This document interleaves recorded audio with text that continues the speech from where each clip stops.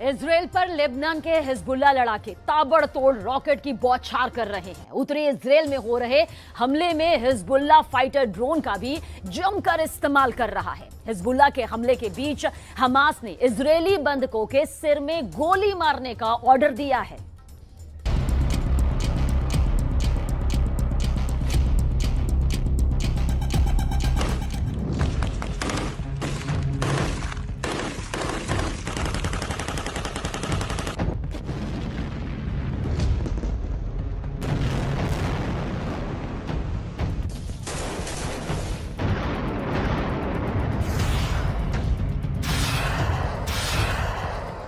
Israel का Hamas से युद्ध चल रहा है।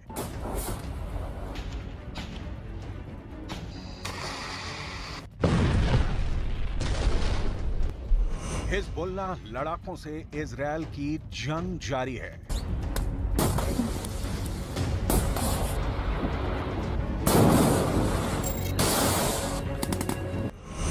अब क्या अगला नंबर जॉर्डन से आर पार की लड़ाई का है?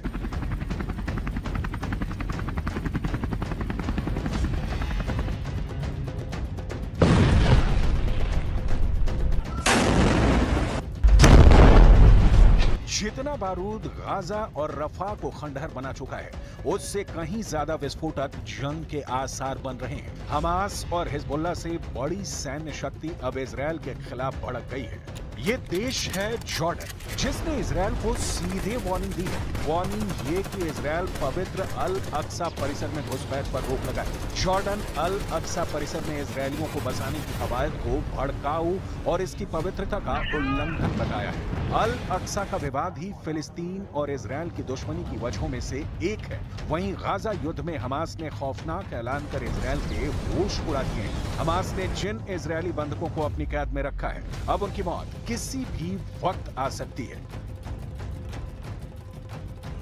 हमास ने इजरायली बंधकों के सिर पर बांधी बारूदी बेल्ट। आईडीएफ फोर्स आगे बढ़ी तो सिनवार दबाएगा ट्रिगर। नेतन्याहू के जंगी जेट बनेंगे उड़ता ताबूत। हिजबुल्लाह हमास का ज्वाइंट अटैक अब शुरू।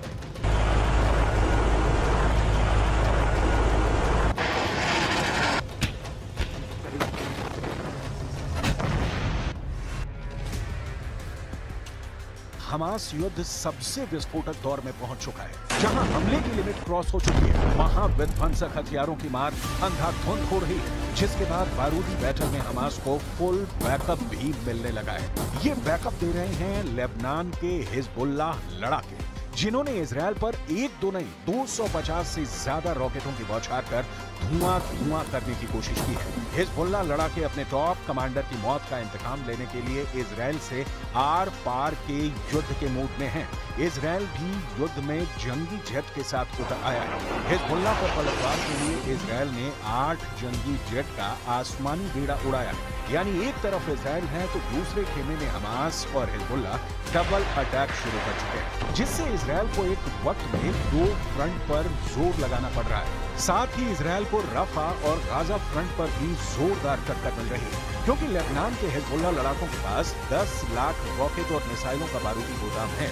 ईरान के कुद्स फोर्स ने एक रिपोर्ट में दावा किया है कि लेबनान ने हिजबुल्लाह फाइटर्स के गोदाम में 10 लाख से ज्यादा गाइडेड मिसाइल, कत्यूशा रॉकेट और एंटी टैंक मिसाइलों का भंडार है।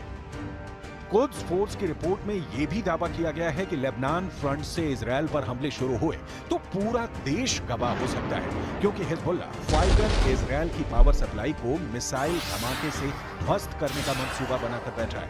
हिजबुल्लाह लड़ाकों को इजराइल हल्के में नहीं ले सकता, क्योंकि ये लड़ाकों की कोई छोटी मोटी फौज पर नहीं। लेबनान में हिजबुल्लाह की जड़ें बहुत गहरी हैं। लेबनान में हिजबुल्लाह के पास 20,000 ट्रेंड लड़ाके हैं, जिनके पास दुनिया के सभी आधुनिक हथियार हैं। हिजबुल्लाह गुट में करीब 30,000 लड़ाके रिजर्व में भी रहते हैं, जिन्हें जंग के वक्त जरूरत पड़ने पर कभी भी मोर्चे पर बुलाया जाता है। Whether through diplomatic efforts or otherwise, Israel will restore security on our northern border. Israel will respond with force to all aggressions by Hezbollah. Lebanon and Hezbollah, under the guidance of Iran, bear full responsibility to the deterioration of the security situation in the north. Hezbollah लड़ाके Hamas के आत्मघाती हमलावरों जितने ही क्रूर और आक्रामक हमले के लिए कुख्यात हैं, इनके जिस टॉप कमांडर को मिसाइल स्ट्राइक में ढेर किया है, उसकी मौत का बदला लेने के लिए हिजबुल्ला किसी भी हद तक जा सकता है। बुधवार को इजरायली सेना ने साफ किया कि उनकी स्ट्राइक में हिजबुल्ला का टॉप कमांडर अब्दुल्ला तालेब मारा गया है। अब्दुल्ला तालेब को इजरायल ने दक्षिण पूर्वी लेबनान में उसके ठिकाने पर मिसाइल हमले में ढेर किया है। अब्दुल्ला तालेब को हज अबू तालेब के भी नाम से जाना जाता है। अब्दुल्ला तालेब हिजबुल्ला की लितानी नदी डिवीजन का कमांडर था। इजरायली सैन्य बल ने अब्दुल्ला के साथ 3 और कमांडरों के मारे जाने की पुष्टि की है।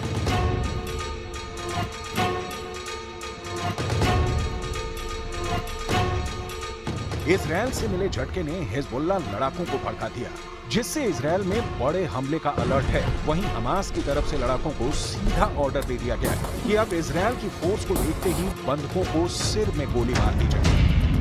न्यूयॉर्क टाइम्स की रिपोर्ट में यह दावा किया गया है कि नुसीरत कैंप में इजरायल बंधकों को छुड़ाने के लिए चलाए गए ऑपरेशन के बाद हमास ने अपने लड़ाकों को आदेश दे दिया है कि आईडीएफ के ऑपरेशन की जद में आने पर बंधकों के सिर में गोली मारकर मौत के घाट उतार देना है। इसकी वजह ये बताई गई है कि इजरायल ने 8 जून को हमास की कैद से अपने 4 नागरिकों को रेस्क्यू कर लिया था। इजरायल के ऑपरेशन में 270 से ज्यादा की मौत हुई थी। हमास ने दावा किया था कि हमले में 3 बंधकों की भी मौत हुई थी। रिपोर्ट के मुताबिक अमेरिका और इजरायल के इंटेलिजेंस और मिलिट्री की टीम लगातार ड्रोन, सैटेलाइट और दूसरे तरीकों से गाजा के बंधकों को ट्रैक करने की कोशिश कर रही है। इजरायल अब तक अपने 7 बंधकों को रेस्क्यू करने में कामयाब रहा है। दूसरी तरफ हमास ने अब बंधकों को ऐसी जगहों पर शिफ्ट कर दिया है जहां उन्हें ढूंढ पाना लगभग मुश्किल होगा, क्योंकि बंधकों की लोकेशन लगातार बदली जा रही है, जिससे इजरायली सैनिक उन तक पहुंच ना सके। हालांकि इजरायली फोर्स अटैक मोड में है। रफा और गाजा के चप्पे चप्पे को खंगाल रहे आईडीएफ सोल्जर हमास लड़ाकों का सफाया करते हुए बंधकों की रिहाई का ऑपरेशन चला रहे हैं, क्योंकि यूएनएससी में इजरायल पर जल्द से जल्द युद्ध खत्म करने का दबाव बढ़ता जा रहा है। उधर 8 महीने से चल रही जंग में हमास के भी हौसले पस्त होते जा रहे हैं। हमास ने अमेरिका समर्थित युद्ध विराम प्लान मानने की हामी भर दी है। हमास इजरायल के साथ परमानेंट गाजा सीज फायर की भी गुहार लगा रहा है। यूएनएससी में इजरायल हमास जंग रोकने का प्रस्ताव 10 जून को ही पास हो गया था।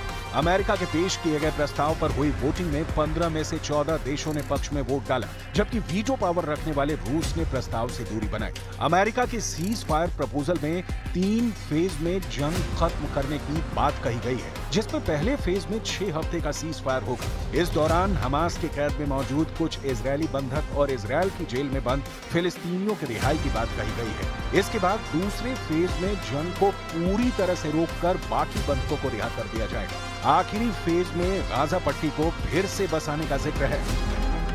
प्रेसिडेंट बाइडेन दावा कर चुके हैं कि इजरायल इस प्रस्ताव को स्वीकार करने को तैयार है, लेकिन नेतन्याहू युद्ध खत्म करने के मूड में कतई नहीं दिख रहे, क्योंकि उन्होंने अमेरिकी सीज फायर प्रस्ताव के केवल कुछ हिस्से पर सहमति जताई है। नेतन्याहू ने ऐलान कर रखा है कि हमास के खात्मे तक ये युद्ध रुकने वाला नहीं। अमेरिकी विदेश मंत्री एंटनी ब्लिंकन ने भी गाजा युद्ध के और विनाशकारी होने की भविष्यवाणी कर दी है। ब्लिंकन ने दावा किया कि हमास ने युद्ध विराम की शर्तों में बदलाव किया है, जिसमें कुछ शर्तें मानना मुश्किल है, यानी जंग जारी रहेगी और जोरदार भी होगी।